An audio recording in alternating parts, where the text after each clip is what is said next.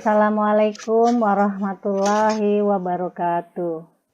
Pada kesempatan ini, kami, Yuyun Supianti dan Nanang Kusnadi, dari kelompok 1, kelas 18 CGP Angkatan 7, dengan fasilitator Ibu Anis Fatul Holis dan pengajar praktik Pak Parsono.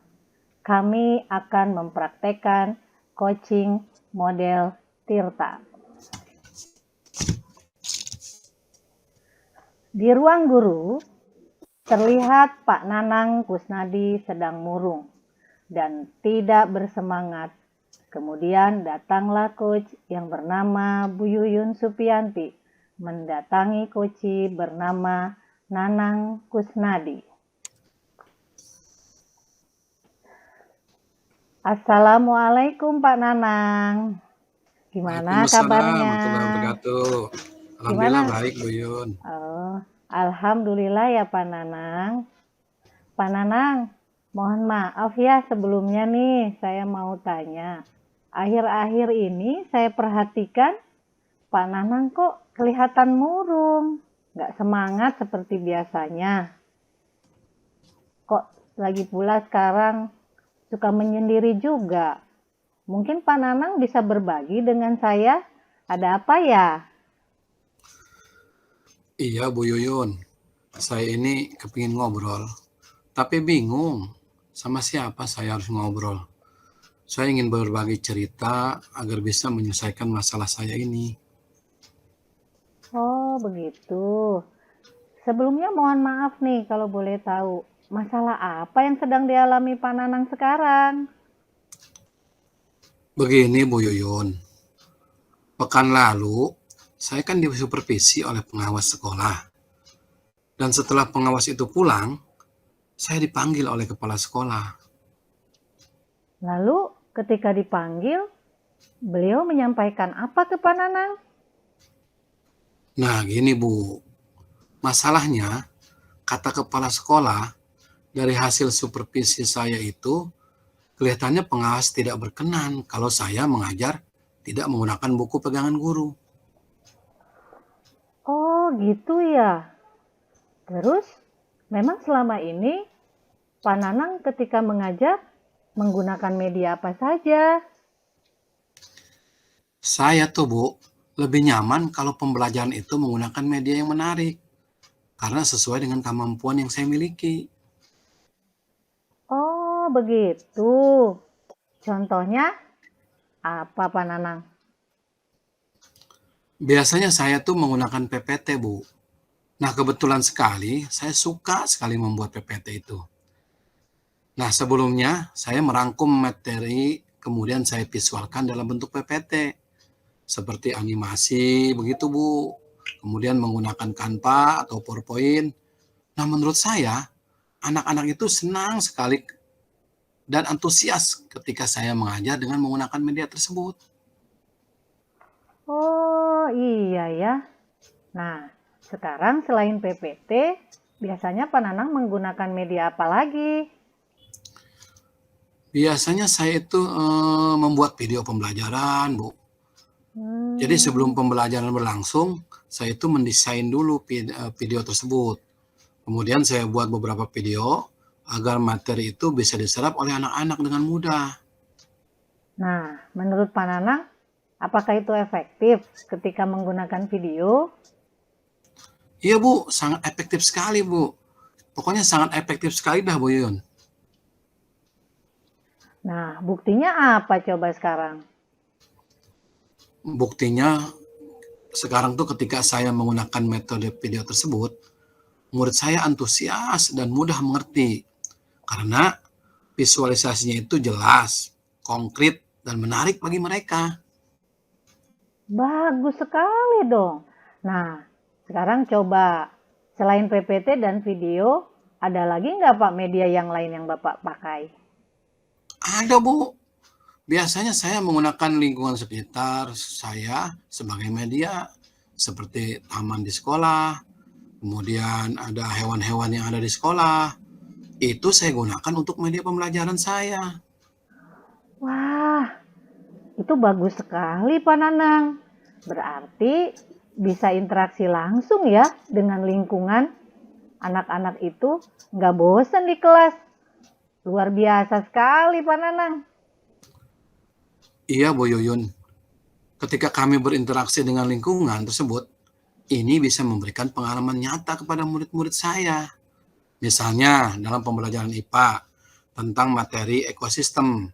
Menurut saya itu sangat senang sekali dan cepat memahami pelajaran tersebut. Iya betul. Ya cuma kan ya menurut pengawas Pak Nanang dianggap belum baik karena tidak menggunakan buku. Gitu kan ya Pak Nanang? Nah itu Bu yang bikin saya sedih. Makanya saya nih bingung. Nah, sekarang saya mau tanya.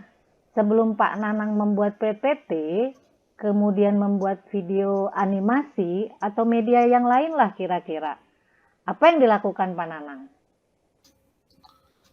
Nah sebelum saya menggunakan media, biasanya saya membaca buku dulu, kemudian saya searching di internet yang berhubungan dengan materi yang akan saya sampaikan nanti, dan baru saya mungkin cari-cari ya ada tambahan-tambahan lain yang media yang lainnya.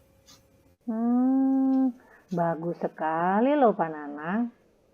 Itu Pak Nanang membaca buku, kemudian mencari sumber lain. Apalagi coba yang dilakukan Pak Nanang? Setelah itu biasanya saya merangkum materi yang tersebut yang saya dapat dari internet, kemudian saya ketik. Namun tidak saya print, hanya saya simpan saja di laptop di sembarang tempat karena yang penting saya ambil materinya. Nah, kira-kira berapa banyak Pak Nanang merangkum materi itu? Banyak Bu, hampir setiap materi yang saya buat itu ada rangkumannya. Oh, seperti itu ya Pak Nanang. Bagus sekali Pak Nanang. Pak Nanang membaca buku, kemudian mencari sumber lain. Apalagi coba yang dilakukan Pak Nanang?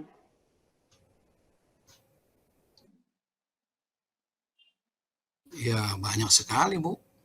Biasanya saya setelah menyimpan itu, saya taruh di beberapa file-file itu. Kemudian saya simpan di beberapa file, kemudian ya saya biarkan begitu saja. Nah, berarti Pak Nanang juga sebenarnya sudah menggunakan buku kan? Oh iya ya, cuma mungkin menurut pengawas berarti buku fisiknya itu tidak ada di meja saya. Maka saya dianggap tidak menggunakan buku, begitu ya Bu ya? Nah, menurut Pak Nanang, bagaimana caranya supaya terlihat buku fisiknya itu Pak ada di mejanya Pak Nanang? Oh iya Bu ya, saya baru kepikiran. Saya punya banyak rangkuman materi, mungkin bisa saya kumpulkan menjadi satu, menjadi bahan ajar atau modul. Begitu ya Bu ya? Betul Pak Nanang, itu luar biasa sekali. Nah, sekarang coba kira-kira bagaimana Pak Nanang akan melakukan itu supaya menjadi modul atau bahan ajar. Gimana caranya Pak? Betul Bu, saya akan mencoba mengumpulkan tulisan-tulisan saya yang ada di laptop tersebut, karena memang filenya memang berantakan sekali. Saya menyimpannya tuh kadang-kadang di folder yang satunya, kadang folder yang lain, kadang juga ya sembarang folder lah saya simpannya. Ya, jadi harus dikumpulin dulu ya Pak ya. Nah, setelah nanti terkumpul, terus rencananya mau diapakan Pak? Nah, kalau nanti terkumpul, rencana saya akan kumpulkan berdasarkan tema atau muatan pelajaran. Kemudian akan saya tambahin beberapa kata kunci untuk memudahkan pembelajaran. Seperti apa tuh Bu, kalau di perpustakaan itu ada kata kuncinya Hmm. begini, nanti akan mudah dicarinya. Seperti itu Bu.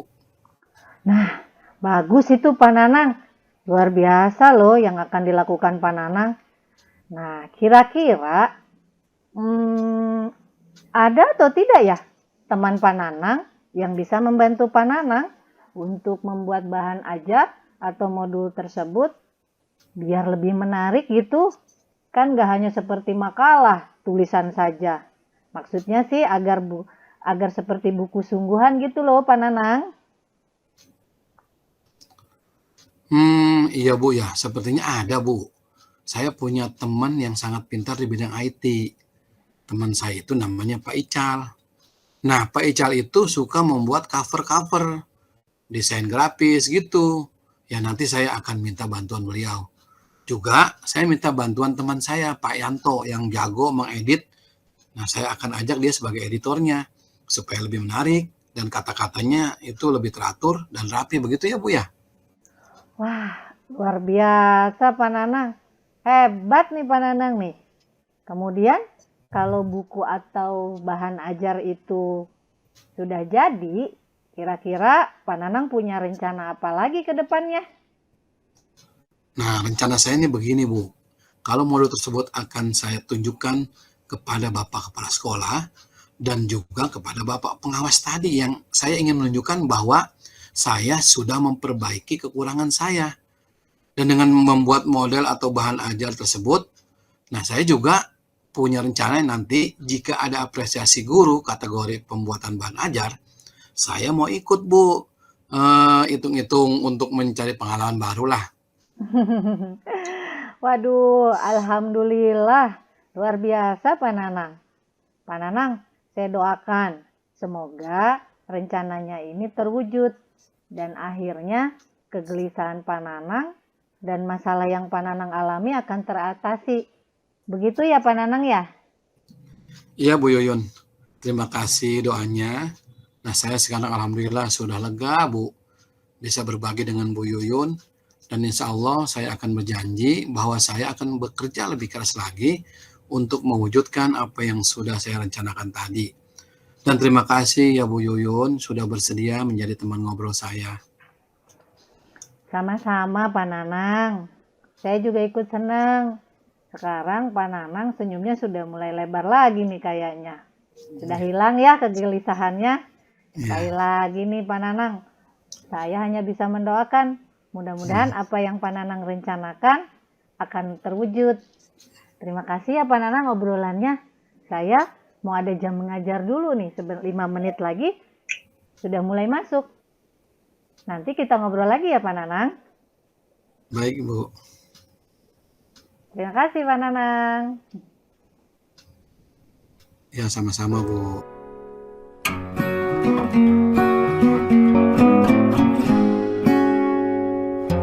Assalamualaikum warahmatullahi wabarakatuh. Pada kesempatan ini kami Nanang Kusnadi dan Yuyun Supianti, kami dari kelompok 1 kelas 18 CGP angkatan 7 dengan fasilitator Ibu Anis Fatul Kholis dan pengajar praktik Pak Parsono. Kami akan mempraktekkan coaching model Tirta. Narasinya, seorang murid SMA kelas 11 yang akan mengikuti kompetisi sosial nasional perwakilan sekolah yang bernama Yuyun masih belum percaya diri untuk mengikuti KSN tersebut.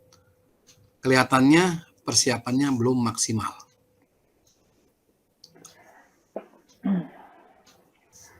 Assalamualaikum. Bisakah saya Waalaikumsalam warahmatullahi wabarakatuh. Bapak, bisakah saya minta waktunya? Saya ingin mengobrol dengan Bapak. Apa boleh, Pak? Wah, dengan senang hati. Mari sini. Yun, silakan. Apa kabarmu, Yun? Alhamdulillah, Pak. Saya sih baik. Tapi saya lagi galau nih, Pak. Galau dan bingung, gitu, Pak. Bingung kenapa, Yun? Kira-kira apa yang ingin Yun ceritakan pada Bapak? Begini, Pak. Saya kan mendapatkan kesempatan. Dan saya ini menjadi perwakilan KSN, Pak. Yang kompetisi sosial nasional itu, Pak. Pada mata pelajaran sosiologi tingkat kabupaten. Dan waktunya tanggal 4 April tahun 2023 ini, Pak. Akan tetapi saya masih kurang percaya diri, Pak. Nggak pede, Pak. Wah, hebat dong.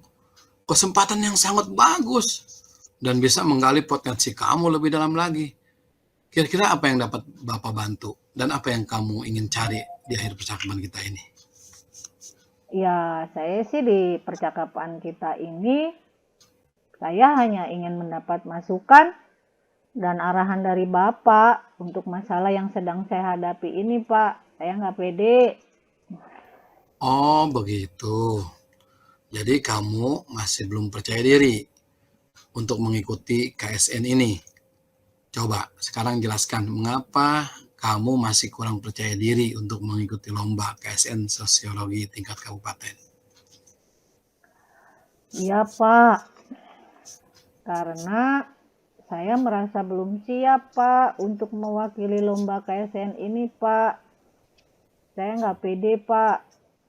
Apalagi sekarang saya sedang fokus juga, Pak, mengikuti PTS di sekolah kita. Jadi, persiapan serta konsentrasi saya terganggu untuk lomba nanti. Baik Yun, Bapak paham bagaimana perasaan Yuyun saat ditunjuk untuk mewakili sekolah dalam lomba KSN Sosiologi.